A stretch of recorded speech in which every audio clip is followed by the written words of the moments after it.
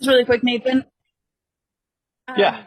I actually just remembered that Misty said that her and her family have been contagious with a virus. I'm not sure what it was, but they said that she will not be able to join us this week.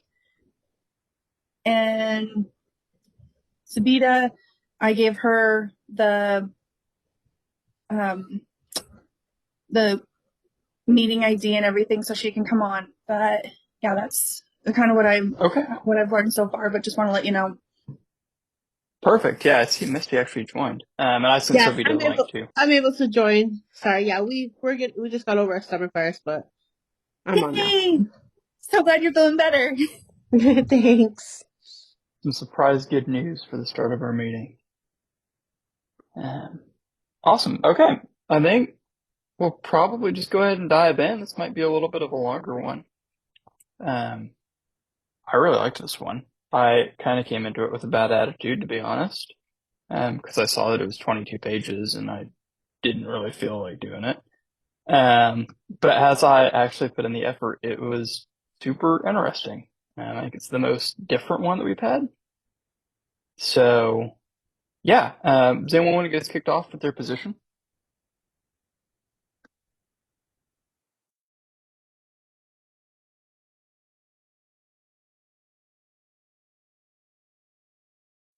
I'll go first. Um, I thought the same thing when I was like 22 pages. Holy crap. But then once I started reading it, it kind of like, I felt like there was different parts of it that I kept on thinking like, why is, um, I don't have my paper open right now, but I'll open it here in a second. But I was like, why is NASA, they like would go out and get this research of like, hey, this, strike is actually pretty bad is what they were told.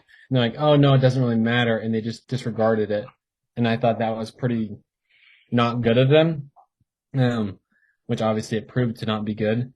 Um, and I think that as everything kept on going on and as they kept on doing more missions, it kind of was a big lead up to that where if they couldn't figure something out, they just disregarded it and said it didn't matter, that it was not a flight risk. And I think that that should have never been the case, especially when you're talking about people's lives and a lot of money that the government is spending. So I thought that it just was absurd to me with what they did.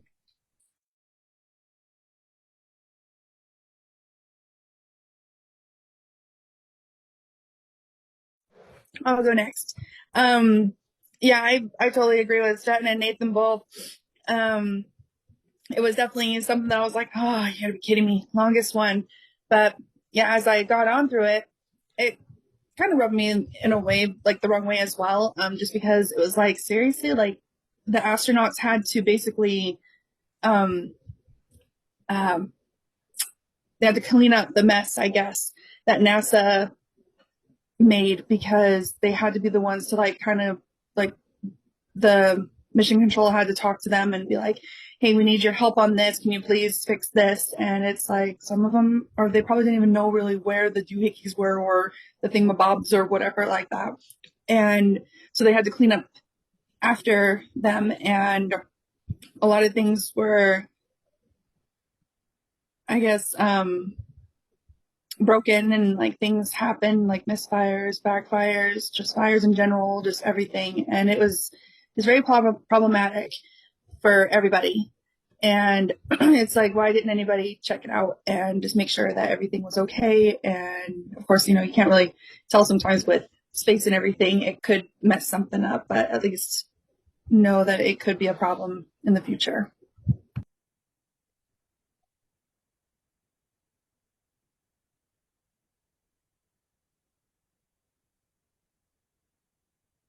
Oh yeah, next, sorry. Yeah, I agree. I was intimidated at first looking at the case study just because it was like NASA stuff, and I was like, this is going to be very long and kind of confusing. But as I got more into it, I was flabbergasted because I was like, I feel like at the start, the whole purpose was let's not make the same mistake, right? It was like let's make sure we put in the safety precautions that we don't make the same mistakes as we did.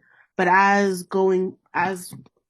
following through, it was starting to get less communication, less working together as a team. And like what Leah said, just it was a fact of, oh well, too bad, too sad. Good luck on your mission.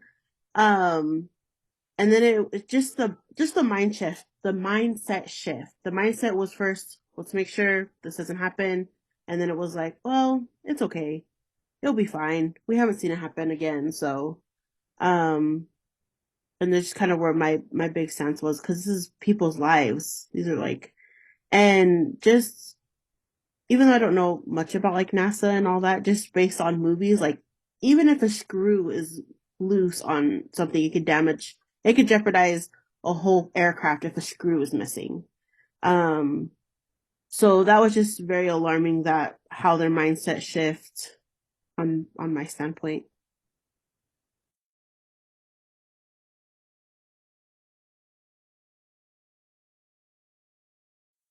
Well, I am agree with you guys. For me, it was really, really hard to understand the text. English is not my first language, so I trying to read it like understanding all that I can. Um, that I in my position that I the thing that I understand for was they don't expect the progress that happen. Um, yeah, we hear you, Misty. Sorry. Um, yeah, they don't expect uh, something wrong with the temperature or something like that. Was kind of messy because they check it, they do all the things to prepare the the that thing coming again to the earth. So, but it was pretty hard for they to get a solution for that. So, I understand that, and they like communicate each other, try to figure out what happened, get a solution.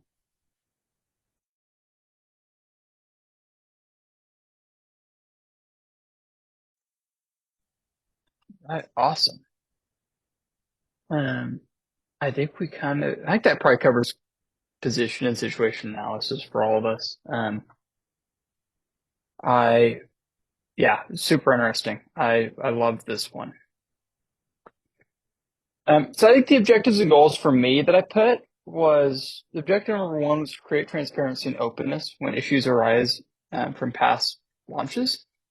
Have deliberations that involve safety to be held in a public forum where any who are interested or concerned can tune in and receive information. Number two was to create plans and checklists for any damage to spacecraft in the future, including but not limited to bringing in independent scientists and experts to find honest and unbiased examinations of issues and their potential effects in the craft, crew, and mission.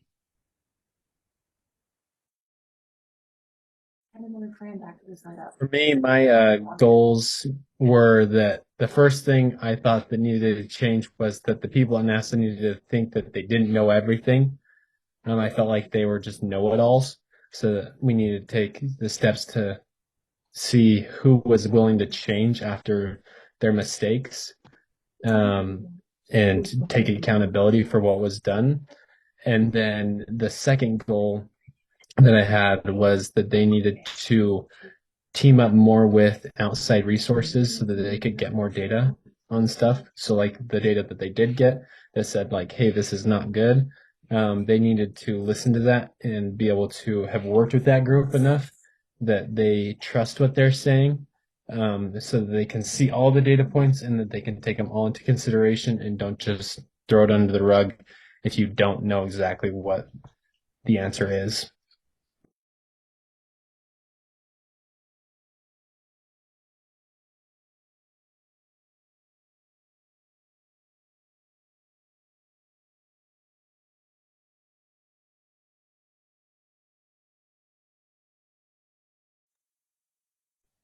For me, it was I would like them to work together as a team, coming up with problems and solutions. Every meeting should have a follow up and follow through.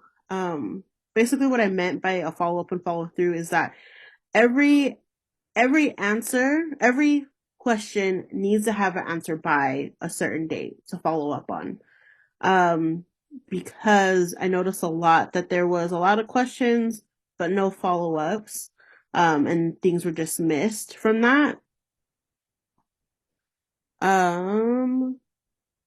Have sub-team supervisors as well. So within each individual team, besides the manager, working alongside just general people, the general team members, to get any questions, any problems, solutions to bring to a head team meeting, to discuss those problems and solutions along with follow-up and follow-through.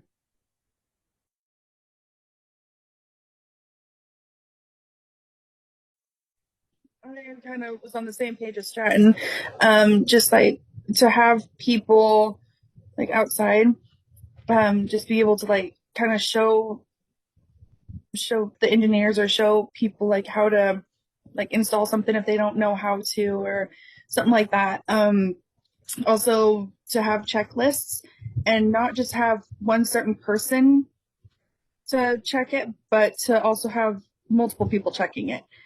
Just that way they can have like check-offs, and then that way it's like, okay, this person saw this problem, because sometimes having more than one eye helps, or one set of eyes helps out with the shadow, or I guess with everything. And then also like kind of teach the astronauts as well, like how to like escape and everything if anything goes wrong, or just have like a route for them. And then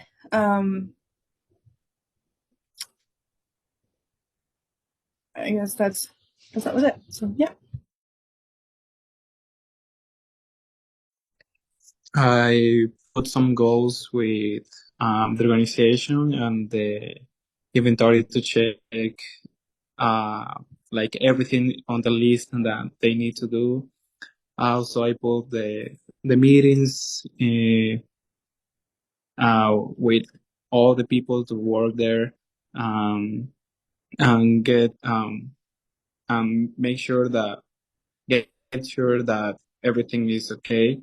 So also I put goals with uh, just with the organizations, with the staff to work there, and the list, and check that everything is like done. So I put goals with that.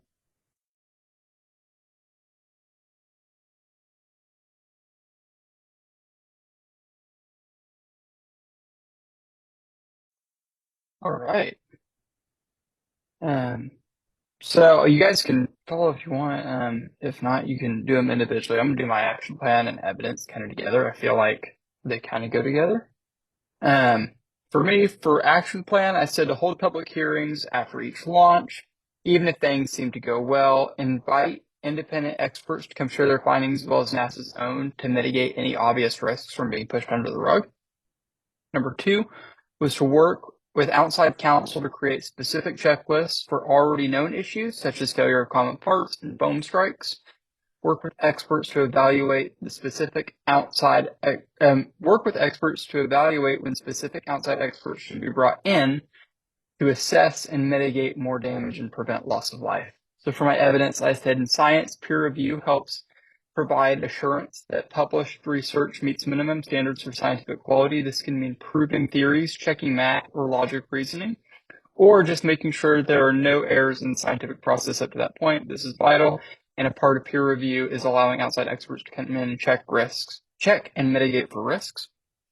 And then second piece of evidence, I said checklists constitute tools that that support crew and ensure that all required actions are performed without omission and in an orderly manner. By having checklists, this makes sure that when the situation goes wrong, there are specific steps that are predetermined to be completed and followed to ensure no corners are cut in the process of finding the solution. Nice. For me, my action plan was that I was going to have the very top management talk to each person on their team and then go down and see if each of them would take accountability for what they did that was wrong or how they could have prevented what happened, and see who was willing to change. And if they weren't willing to change, then they're going to have to go through another series of meetings, but making sure that each of them knew that this could have been prevented. And then the second action plan of them trusting others was making sure that they work with more companies that are not related, and so that they can build their trust there. And then for evidence wise, I had gotten two different articles. One that had talked about how it was important to take responsibility for your mistakes, and to change. And then the second one was talking about collaborating in teams and teams that aren't necessarily just inside your company and how that will benefit each of the companies.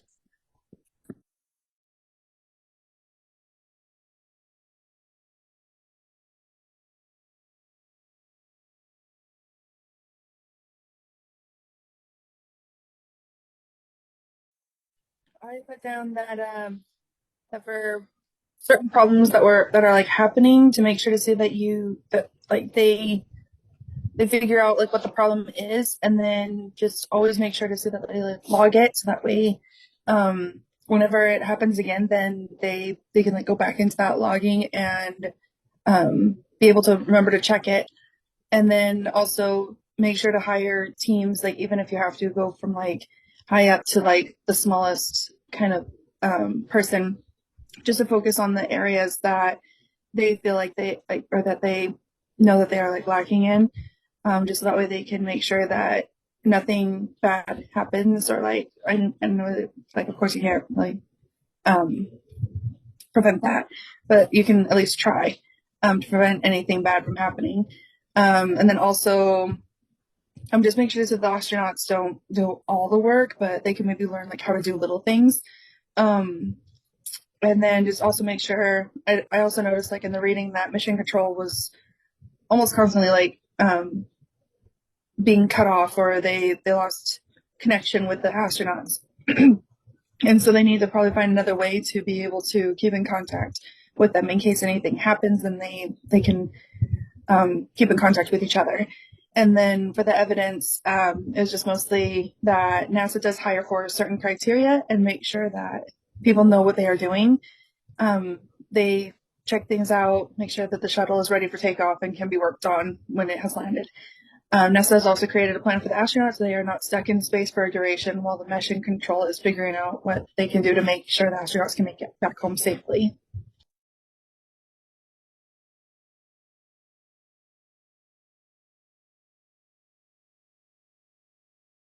For action plan, I put something to evaluate the goals, like the organizational.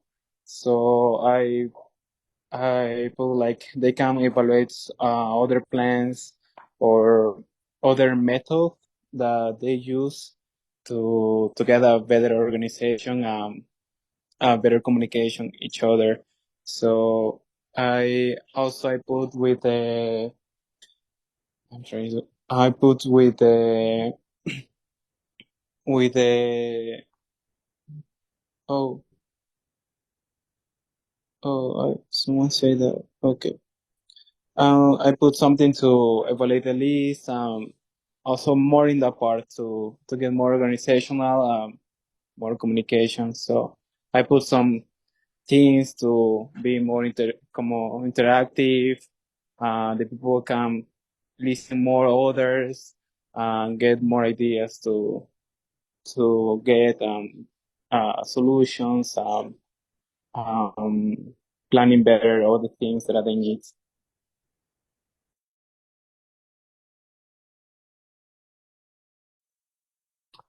So we that can't join audioly with, is that a word, audio? Via audio with her internet issues, but she's typing it out. So she said, the thing is to never underestimate problems, even with coworkers, because I had this experience earlier this year where I almost lost my work. No one will cover for you. You have to just communicate well and do all your best to let the company progress. It's the same for the case study, where the company had to close its doors because of the malfunction of their works. Yeah, that's right. Communication's key. So, thank you all. My risk assessment is one, the precedent has been set in place and then no changes will be accepted that will result in delays in the space program.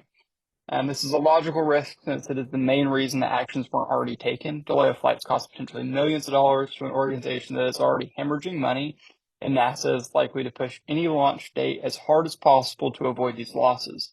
One way to mitigate this risk is to show the cost-benefit ratio of the loss of spacecraft and of that of life that has resulted from these corners being cut in the past. By showing this, they're more likely to see that there should be reasonable delays if safety is an issue. And the second risk I said is that it could be likely is that NASA will not want outside scientists involved in the process for fear that they're not qualified or for security reasons. This risk can be mitigated by vetting all involved with the process thoroughly and by allowing NASA to be involved in the process to select these outside experts.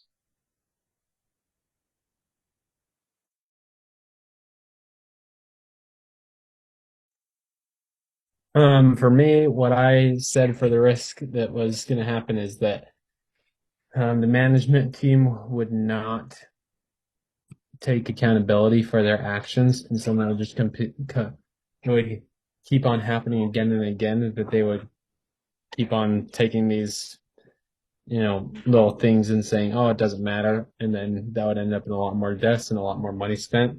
And so then the way that we would counter that is by having these meetings. And if they seem like they don't want to change, then we would end up having to give them the talk that, hey, if you don't want to change, then you're not going to be able to work here anymore. And then same thing kind of for working with other companies, that if they didn't change and say that, hey, I don't know everything and I can actually learn stuff from other people and I need to look at all the data. If they didn't do that, then same conversation would happen.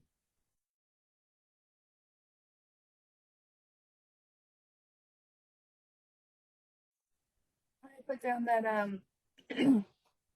that if that NASA, if they decide to hire a lot of employees to work on the shuttle, then they can make sure that it's ready to go up into space.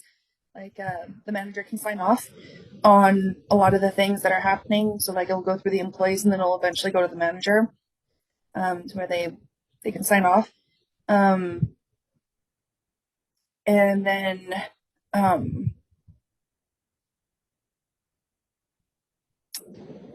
as long as there's people that are also like talking to each other and making sure to see that like things are good and work in order or not, then I think it'll be definitely beneficial to them as well.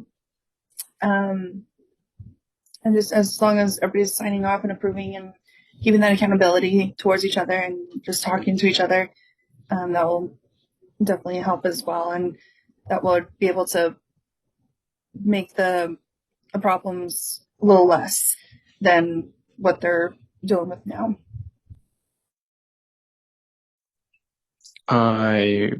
With the risk, maybe, well, everyone have their self-opinion, but maybe the risk is that they maybe not want to listen each other or put their opinion first and the other opinion. So this is a risk, but they can get resolved with more communication and get and the manager or someone who is like the leader put more trying to meet their workers and know how to do the work with all the opinions. And yeah, other risk is maybe that the manager or the leader is not not the best leader, but is not doing the work to organize doing the organization for everyone and doing supervision the job of others. Risk management. Sorry about that, guys. I put people not speaking up, and not knowing who to report to. I put each team meet the manager and a supervisor. They'll have weekly meetings, with their own teams, and then have a bigger team meeting to work out issues and find solutions. Because there was an issue where people didn't know who to report to or felt like they had an opinion but couldn't speak up for themselves. So a lot of the times it's easier to talk within your own group and then have a manager bring it up to a bigger meeting. People not working together or things going unanswered and just kind of stuck in their ways. I put just setting dates and time frames when things need to be answered. Working together by utilizing different departments. And if feedback is not done, then they will have to be terminated if they're not willing to take feedback to work together.